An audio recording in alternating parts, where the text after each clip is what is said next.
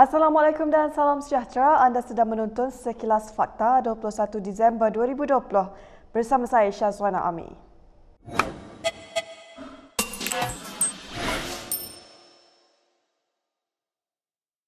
Tengku Adnan Tengku Mansor dijatuhi hukuman penjara 12 bulan dan denda RM2 juta selepas didapati bersalah menerima rasuah RM2 juta daripada seorang ahli perniagaan. Hakim Mahkamah Tinggi Muhammad Zaini Mazlan menjatuhkan keputusan itu semasa prosedur mahkamah terbuka pagi ini. Hakim bagaimanapun membenarkan permohonan pembelaan untuk menangguhkan pelaksanaan hukuman sementara menunggu rayuan di Mahkamah Rayuan. Awal hari ini, mahkamah telah mendapati bekas Menteri Wilayah Persekutuan itu bersalah atas tuduhan menerima rasuah RM2 juta daripada Chai Kin Kong yang juga pengarah AKSB. Terdahulu, Peguam Utama Pembelaan Tan Hock Chuan semasa memohon hukuman yang ringan berkata, anak guamnya adalah pesalah pertama dan kesalahan itu bukan jenayah yang kejam. Kata Tan, mahkamah perlu mempertimbangkan majoriti tipis di Dewan Rakyat dan kerajaan sekarang akan terjejas sekiranya tertuduh hilang kelayakan sebagai ahli parlimen. Timbalan Pendakwa Raya Julia Ibrahim pula berhujah permohonan pembelaan supaya anak guamnya dikenakan hukuman denda di bawah RM2,000 supaya tidak kehilangan kelayakan sebagai ahli parlimen, bukan hukuman yang setimpal. Julia juga berhujah isu kepentingan awam perlu diambil kira sebelum menjatuhkan hukuman. Mahkamah menetapkan hari ini untuk keputusan kes pada akhir pembelaan.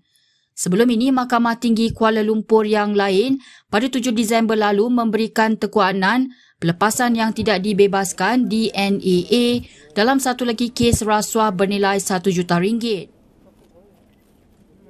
Sultan Johor Sultan Ibrahim Sultan Iskandar menintahkan supaya pihak berkuasa agama memastikan kesahihan berita berkaitan perkahwinan seorang wanita dengan pemain hoki India.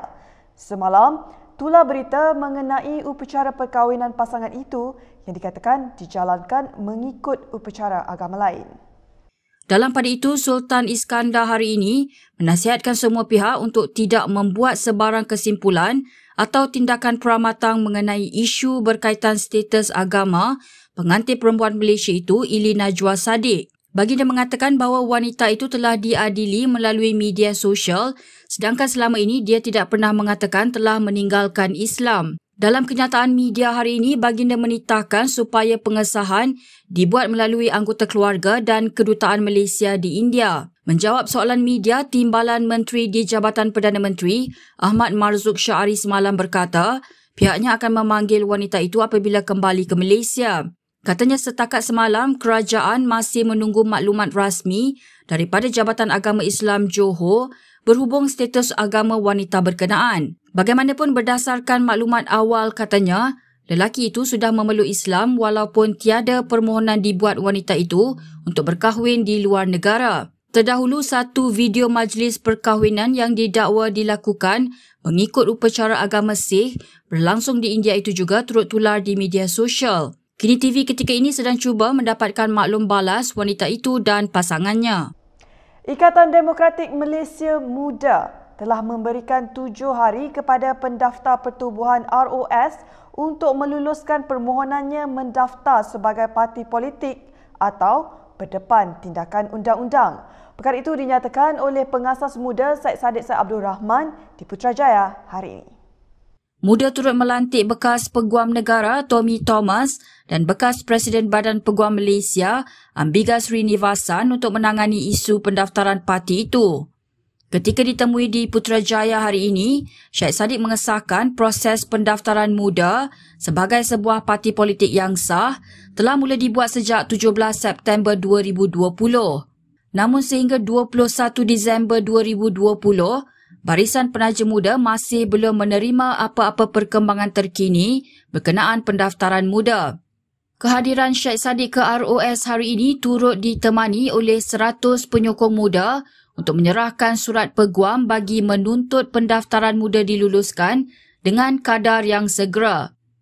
Pada 17 September lalu, ahli Parlimen MUA itu mengemukakan permohonan pendaftaran parti muda kepada ROS. Dia hadir ke ROS kira-kira jam 10.30 pagi bagi menghantar beberapa dokumen untuk pendaftaran parti baru itu. Ditemui media selepas itu, Syed Saddiq menyatakan muda boleh disertai pelbagai kaum di Malaysia dan tiada had umur ditetapkan. Dalam pada itu, Syed Saddiq hari ini berkata muda tidak sesekali menuntut untuk diberi sebarang layanan istimewa dari pihak ROS. Bagaimanapun beliau yang pernah menjadi anggota pengasas Bersatu dan kemudian dilantik sebagai Ketua Pemuda mengingatkan bahawa Bersatu berjaya didaftarkan dalam masa 30 hari. Ini berbanding keadaan semasa di mana lebih dari 90 hari telah berlalu sejak muda mengemukakan permohonannya. Kes COVID-19 di Malaysia terus meningkat dan kekal 4 angka apabila 2018 kes baharu dan satu lagi kematian diumumkan hari ini. Daripada jumlah itu, 2011 merupakan kes tempatan dan 7 lagi kes import. Negeri Selangor kekal melaporkan kes harian baru tertinggi iaitu sebanyak 1,204 kes bersamaan dengan 59.7%.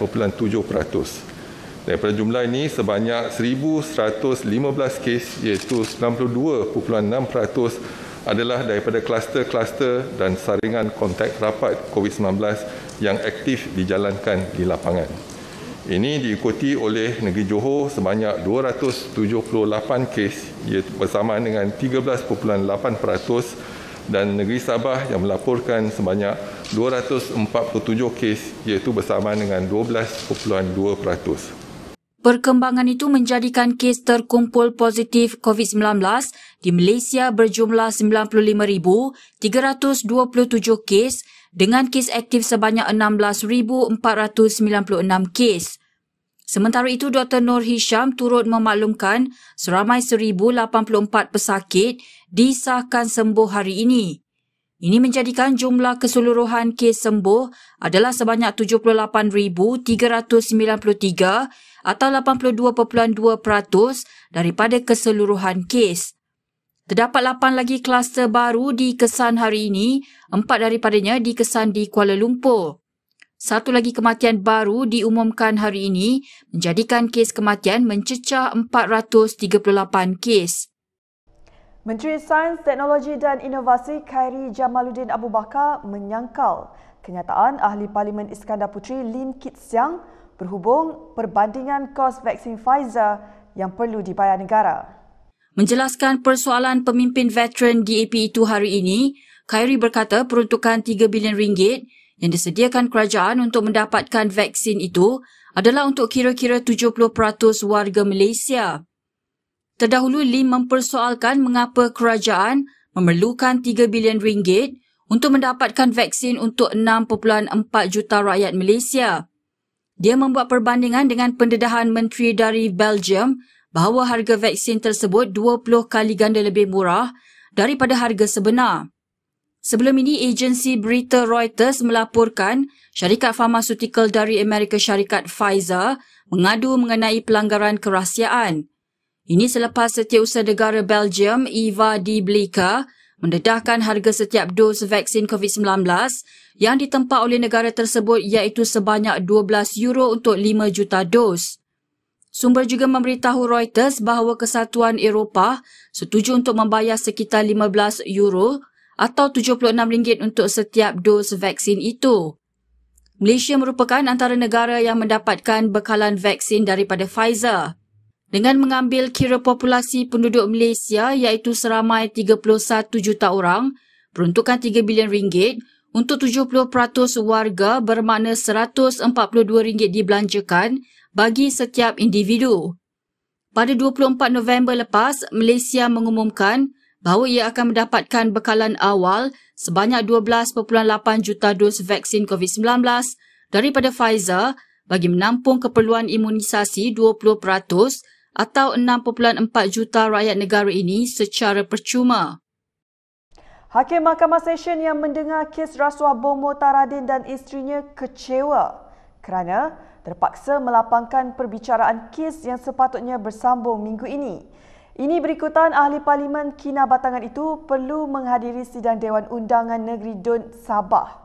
Hakim Ruzina Ayub turut menegur tindakan Peguam Bung Mokhtar yang juga timbalan Ketua Menteri Sabah kerana lewat menghantar surat kepada mahkamah iaitu pada 17 Disember. Surat itu bagi memohon perbicaraan yang ditetapkan pada hari ini sehingga 24 Disember dilapangkan. Hari ini sepatutnya ditetapkan untuk pihak pembelaan menyambung soal balas saksi pendakwaan ke-9 Pegawai Khas bekas pengerusi Felcra Nazrul Aswad. Peguam K. Kumarendran yang mewakili ZZZ kemudian berkata pihaknya mengambil tanggungjawab penuh terhadap teguran itu dan memohon maaf bagi pihak Peguam Bela Bung Mokhtar M. Atimulan yang tidak dapat hadir ke mahkamah. ZZZ dan seorang lagi Peguam Bung Mokhtar, Rida Abdas Subri, hadir ke mahkamah. Jelas Kumarendran, pihak pembelaan dimaklumkan bahawa Bung Mokhtar yang juga anggota DUN Lamak mendapat pemakluman pada saat akhir bahawa beliau perlu menjawab beberapa soalan di DUN. Rosina menangguhkan perbicaraan kes itu sehingga 11 Januari ini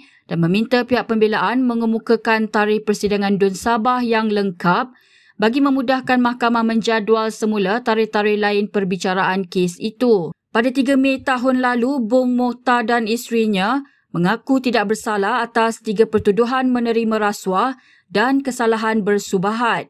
Baiklah, sekian sahaja daripada saya, Syazwana Amir untuk Sekilas Fakta.